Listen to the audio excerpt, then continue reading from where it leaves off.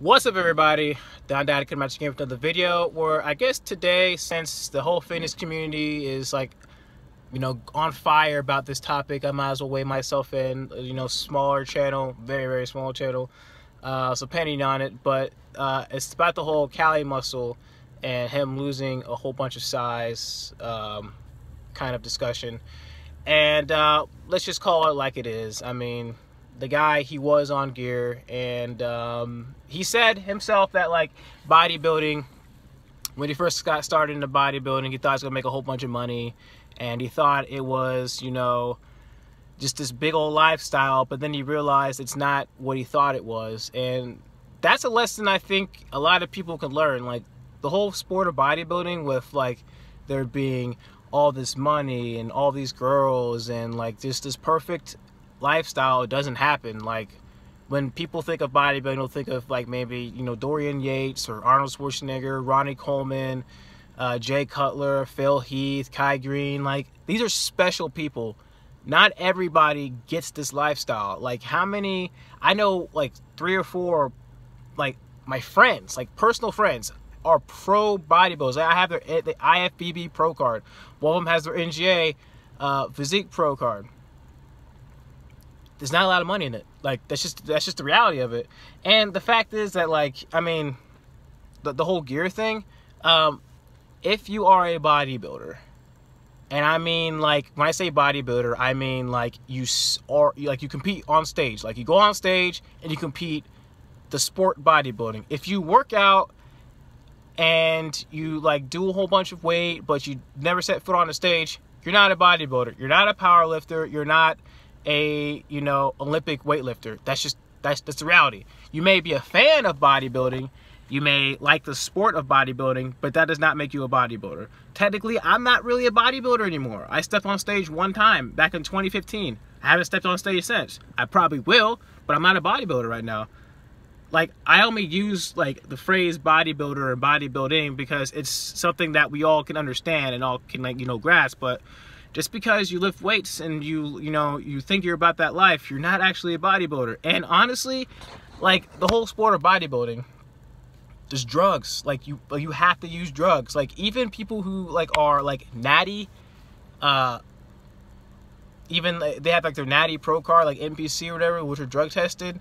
Drug tests only test your ability to pass. Like, there are ways to get around that. And like, if you are serious about this lifestyle, if you have the right hookups, have the right knowledge, you can pass these drug tests while still being on drugs. So the fact that just because your favorite YouTuber is a natty pro bodybuilder, that doesn't 100% mean that they're they're natural. Like, my friends, like, some of them, I mean, they've never told me. Some of them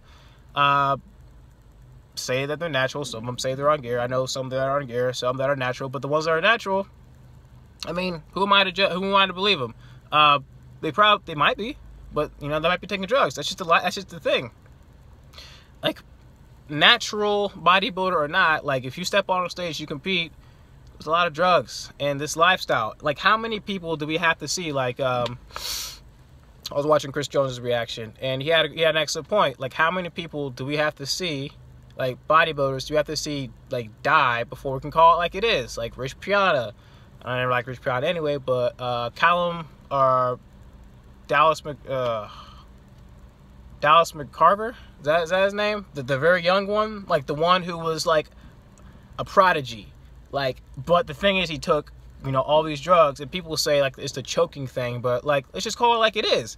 When you shooting up that much at such a young age, it's not healthy for you. Like, yes, having more muscle and less body fat is like in general a good thing, but once you like supersede that, once you weigh like 200, like I'm 6'4", like 190 to 210, 220 pounds is acceptable. It's acceptable weight for me. Like, fat, having more, fat in my body, having more muscle in my body. But once you get to the point where you're like 6'4" and like 250, 260, 270 of just raw muscle, like, that's not healthy, because your muscle carries a lot of blood. So your heart is pumping, your heart is working double time, and eventually that heart's going to have to give out. So with Cali muscle, Like, dude was swole as hell. He was so big. Like, I don't know how much he weighed, but the man isn't that tall. Like 5'8" to like 5'11" tops.